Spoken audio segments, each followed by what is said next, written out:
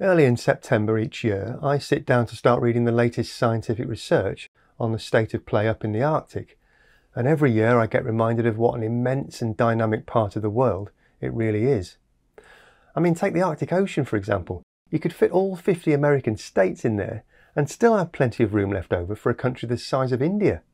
And yet every winter, temperatures drop low enough for its entire area to completely freeze over into an ice sheet thick enough to effectively become a landmass. Then, as the northern hemisphere comes back around to face the sun during the summer months, the ocean absorbs enough solar radiation to melt the excess winter ice away. It's a dance that Mother Nature has performed annually for more than 10,000 years since the end of the last ice age, and it has huge influence on global ocean circulation and northern hemisphere climate patterns. And then there's Greenland, an island the size of the 5 largest Western European countries combined, 80% of which is covered with an ancient ice sheet that's nearly 2 miles thick in its centre and a mile thick on average. That equates to about 3 million cubic kilometres of water, or put another way, enough water to raise global sea levels by more than 7 metres, or about 24 feet.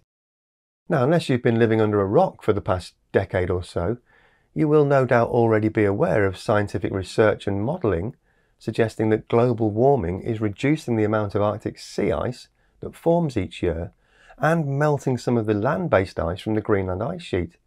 And you're probably aware that for all sorts of reasons, that's not an ideal state of affairs. But as researchers carry out more and more in-depth analysis of the region and ever more sophisticated computer modelling software provides greater levels of accuracy, our scientists are beginning to realise that previous studies have been seriously underestimating the magnitude of the changes taking place. And in the summer of 2022, 3 separate peer-reviewed papers were published that provide us with the unvarnished and perhaps unwanted truth.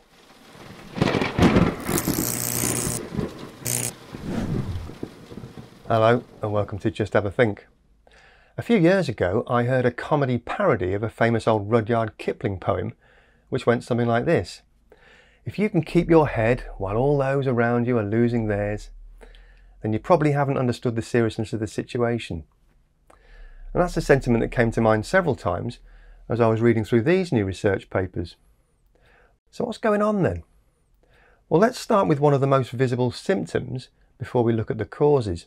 Around about this time in September, right at the end of a summer season of warming, the extent of Arctic sea ice reaches its annual minimum.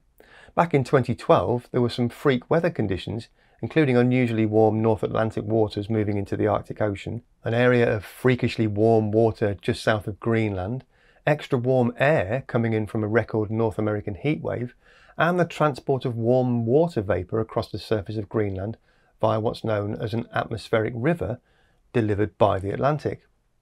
All of that resulted in an uncharacteristically low September Arctic sea ice minimum. This year didn't see such freakish conditions, but nevertheless this September's minimum is still noticeably lower than the 1981 to 2010 median. While it's nowhere near the 1 million square kilometres that is scientifically defined as an ice-free Arctic, as some doommongers predicted it would be this year, it does mark another step on an inexorable trajectory towards that eventuality. And it does look likely that we will see ice-free summer Arctic conditions within the next decade, especially when we factor in ice thickness. 10 years ago, when we had that historic low surface area event, there was still a healthy amount of very thick multi-year ice stretching right out into the centre of the ocean. That thick ice has now all but disappeared, and in many places the ice is now only centimetres thick. One violent storm event could break up that wafer-thin ice and cause it to melt away into the water. One of the causes of this unfortunate phenomenon is exceptional warming over the Barents Sea area, which this June 2022 paper delves into. Researchers from all these academic institutions reanalysed warming in the Barents Sea over the past 40 years based on newly available observations and a quality-controlled comprehensive dataset taken from the sea's northern archipelagos. Their result suggests a much stronger rate of atmospheric warming compared to previous analysis.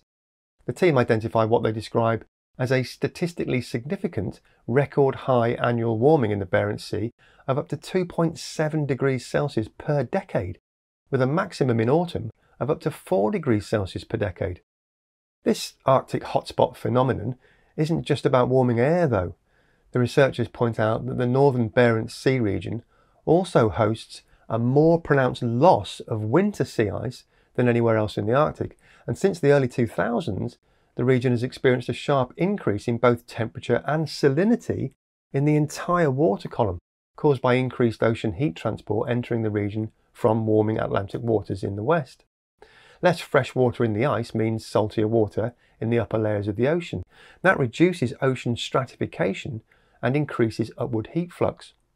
The projection is that if the rise in ocean temperature and salinity continues, the original cold and stratified Arctic shelf region may be transformed into an Atlantic-dominated climate region with a warmer and more well-mixed water column, strongly preventing future sea ice formation. That paper was followed on the 11th of August by this one, published by researchers at the Finnish Meteorological Institute. Their objective was to apply the latest state-of-the-art climate modelling techniques to 4 major observational datasets of Arctic temperatures dating back to 1979, which is when the modern era of satellite monitoring began. Previous climate simulations from something called the Coupled Model Intercomparison Project, or CMIP, run by the World Climate Research Programme, suggested that Arctic warming over the last 43 years had been twice or even 3 times higher than the global average. But by applying more sophisticated and holistic modelling to the data, the Finnish researchers found that the old models were underestimating the differential between Arctic warming and overall global warming by as much as 34%. The new analysis showed that across the entire Arctic region, warming since 1979 has, on average, actually been about 4 times higher than the rest of the planet, and in a very large area of the Eurasian Arctic, local warming has been more like 7 times higher than the global average. And that extreme warming is inevitably impacting the vast ice sheet sitting on top of Greenland, which brings us nicely to our third research paper, published at the end of August 2022. This one was a result of an academic collaboration between several universities and institutes, led by the Geological Survey of Denmark and Greenland. Once again, the researchers identified shortcomings in previous process-based models, including what they describe as imprecise atmospheric and oceanic couplings. Correcting for those inaccuracies showed that based on the climate over the last 20 years or so, we're already locked into surface mass loss from precipitation, ice flow discharge and meltwater runoff that'll cause nearly 60,000 square kilometres of Greenland ice sheet to slip away into the surrounding ocean in the coming decades, regardless of which climate mitigation pathway our global leaders eventually agree on. That's about 3.3% of the total mass of the ice sheet, and it'll cause more than 27 centimetres, or about 12 inches of sea level rise. And that's just based on average conditions over the last 2 decades. The researchers point out that there can be a great deal of variability in Arctic conditions from one year to the next. 2018, for example, was dominated by unusually cold waters coming in from the Atlantic and cold polar air across Greenland's western side. That suppressed surface melt and resulted in the lowest surface mass loss recorded so far this century. The 2012 anomaly that I mentioned earlier, though, was at the other end of the scale. As well as resulting in a record low September Arctic sea ice area, it also caused increased and sustained surface melting and evaporation and meltwater runoff from the Greenland ice sheet. 2012 is more likely to be a portent of the future as well, and if that year was taken as the analogue for a projected late 21st century sustained warmer climate, then the researchers calculated that 10% of the ice sheet would disappear, causing almost 80 centimetres of global sea level rise. That'd impact hundreds of millions of people in coastal areas around the world, who'd lose their livelihoods as seawater encroached on agricultural land, and possibly even their lives as extreme storm surges devastated entire regions.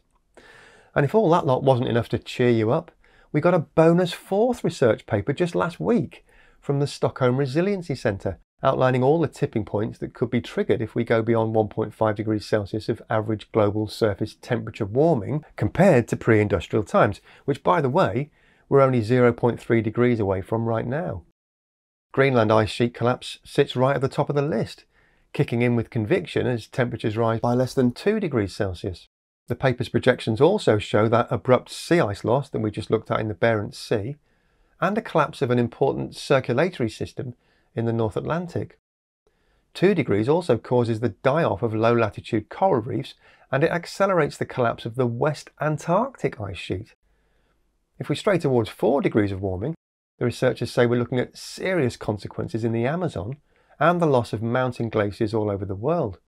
Go beyond 4 degrees and the Arctic Sea is not only ice-free in the summertime, but ice-free all year round.